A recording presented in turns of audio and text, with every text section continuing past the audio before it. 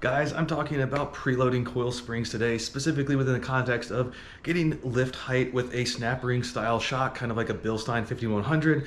The Ibach Pro Lift struts also have multiple snap rings, and even the Fox 2.0 has a snap ring shock where you can change your lower spring perch to get more lift height.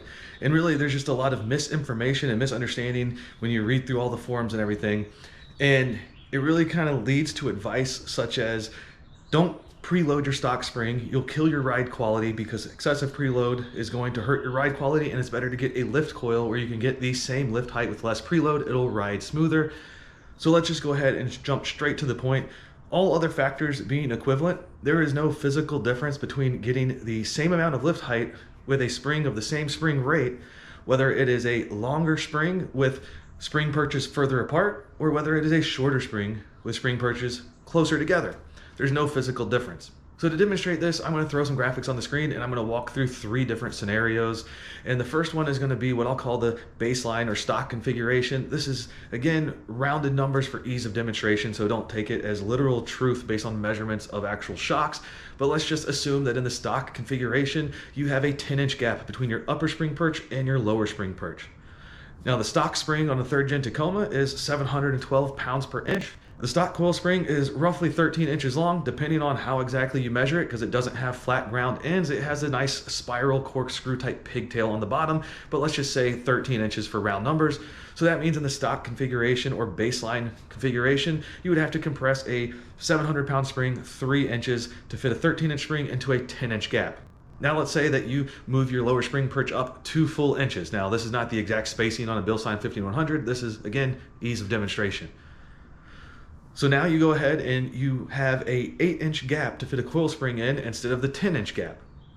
Well, now you have a 13-inch 700-pound spring that you need to compress down 5 total inches to fit into that 8-inch gap, and that's where you get additional preload, as people are going to call it. So now let's go ahead and move that lower spring perch back down so you have a full 10-inch gap to fit a spring in. You get a longer lift coil, and for instance, the Ibach Pro Lift coil, it's actually listed at 742 pounds per inch on their spec sheet, but for the sake of this argument, just pretend that it's close enough to 712 that you're not going to tell a difference in ride quality. The length of that spring, 15 inches-ish, again, depending on how you measure it with the spiral corkscrew pigtail on the end.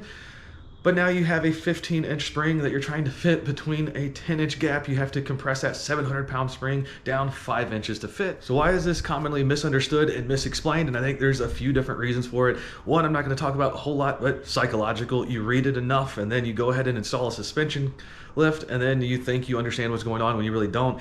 It also generally seems intuitive, like, hey, you're making the spring perches closer together. You have to get a spring compressor and compress that spring down even tighter so it's making it stiffer.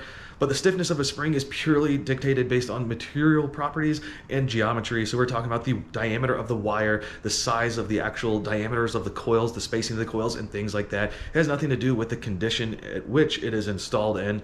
That being said, you also got to remember that all of that preload that you're putting into that coil spring is only during the installation process. Once you install it and you put the vehicle back under its own weight, the weight of that vehicle on that corner is going to be more than the preload, and it's going to sink down even further. So in the actual installed configuration with the vehicle weight on the actual springs, there is not going to be a difference in the overall ride quality and how it responds. So there is a situation where you can get a rough ride if you overlift, but that is regardless of whether you are raising the snap ring to preload a stock coil or lowering the snap ring down with a longer coil. To demonstrate that, I'm going to use this little prop, which is a pull toy water blaster, but it functions and really shows kind of a shock absorber as it would work. You have fully collapsed length, you have fully extended length, and those are the bookends of your suspension travel.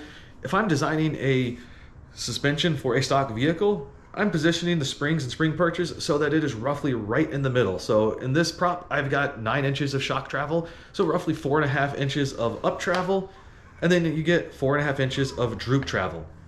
When you do a suspension lift, whether it is with the stock spring or a longer spring, you are trading up travel and down travel, which means you are pre-drooping your suspension at ride height. So now at ride height, your shock is more extended.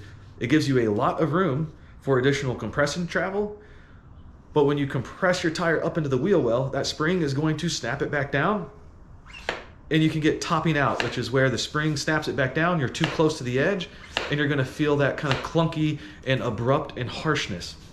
That is not due to preload though, that is due to the position of your shock piston, which is inside the cylinder body, and how close it is to the edge and what type of terrain that you are going to be riding on. So at this point, you might be thinking this is a semantics argument. If I install a Bilstein 5100 at the 5th notch and I don't like the ride quality, but I lower it down to the 3rd and I do, why does it matter if it is top out or preload or whatever else? And I'm going to point back to what I said earlier in the video, which is all other factors being the same, meaning same spring rate, same lift height specifically. Yeah, you can recenter that piston within your cylinder body of your shock by lowering your overall lift, and you can get a better ride quality where you don't have top outs. But if you think that you can get the same lift with a different spring and get a better ride quality, if the spring is the same rate, then you're going to be disappointed. Now, a lot of the spring pairings that are commonly suggested to go with the Bilstein 5100s, like the Old Man Emu coils or Dobinson coils, but a lot of those coils were actually originally designed for the 2nd gen Tacoma. The 2nd gen Tacoma is actually about 300 pounds lighter in the front end than the 3rd gen, and the 2nd gen Tacoma stock spring rate is around that 600. So the Old Man Emu, for instance, like 887s and 888s, are commonly going to be at 590 pounds per inch. So if you do go ahead and get lift by installing an Old Man Emu coil that's 590 pounds per inch and you're taking out your 712 pound stock spring, it is going to feel softer because springs are going to be a position sensitive force, meaning you push the wheel away from its kind of equilibrium standpoint, it's going to push back. Shocks are going to be a velocity sensitive force, meaning the faster you punch your wheel up into the wheel well, the more resistance and force that shock exerts, but both of those forces will add together.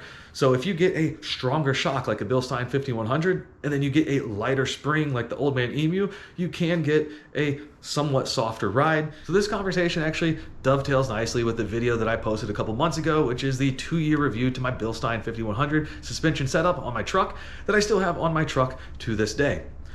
I did heavily consider adjusting my suspension to try and get some of the better ride quality that I was after by going for those aftermarket lift coil options, but at the end of the day, the more I thought about it, the more I concluded it was just lipstick on a pig. Now the Bilstein 5100s are fine for what they are, but they are a purpose-built, digressively tuned shock designed specifically to give you great handling, which can come at the expense of general comfort and bump compliance. If I want something that is going to ride more plush or cushy, then I needed to get into something that is more linearly valved, and that is something that I have learned new throughout this process, is the realization that shock valving is going to have a much larger impact on overall ride quality than the overall spring choice. So this is Rob from the future here, giving you one more little piece of information that is relevant to this topic that I forgot to film originally. And that's going to be another reason to consider getting a lift coil as opposed to preloading your stock coil with the notches on a Bilstein 5100. And that's going to be if you're adding extra weight. Now, not specifically for ride quality or for going up in spring rate to support your additional weight, but for being able to kind of fine tune lift that is lost due to adding weight. So in my case, I have the stock coil on my 5100s. It's on the 5th notch. That's nominally 2 inches of lift, but I also got a front bumper plus a winch plus skid plates, so that 2 inches of lift is really closer to 1.5 inches on my truck. That being said, on the 5th notch, I can't go any higher. If I had the Eibach Pro Lift coil, or for instance the Dobinson 314 coil, that gives about 2 inches of lift in the nominal configuration. If I add weight, about 1.5 inches, but if I go up from the bottom spring perch to the 2nd, maybe the 3rd, then I can restore that lift that is lost due to the extra weight.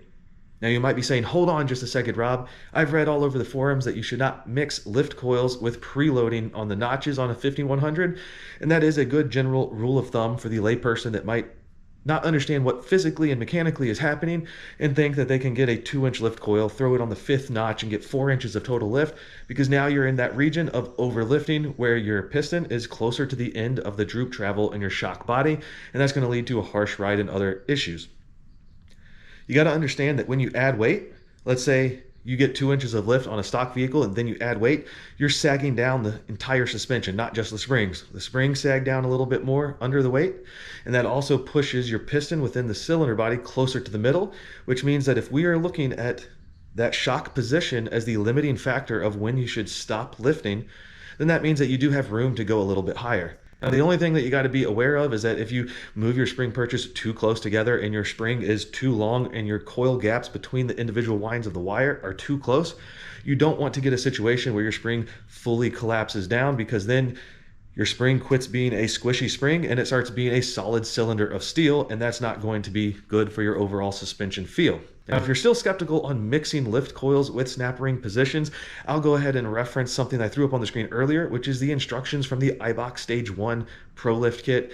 That includes those Pro Lift coils, which give you 2 inches at the nominal position on the shock, but there's also 2 other snap ring grooves, and iBox specifically says that you can use those for compensating for added weight. So it is something you can do as long as you know that you have enough air gap between your coils to be able to reach the full stuffed position without bottoming out your spring. So I hope that this video helped demystify this topic of coil spring preload, snap ring positions, different lift coils, and how it might relate to ride quality and ride height. I know it's a confusing topic, and it's made worse by the amount of misinformation out there on the internet. But that's all I have on this topic for today, so go ahead and like and subscribe if you enjoy the content of these videos. Comment below if you have questions or suggestions for future videos, and we'll see you in the next one.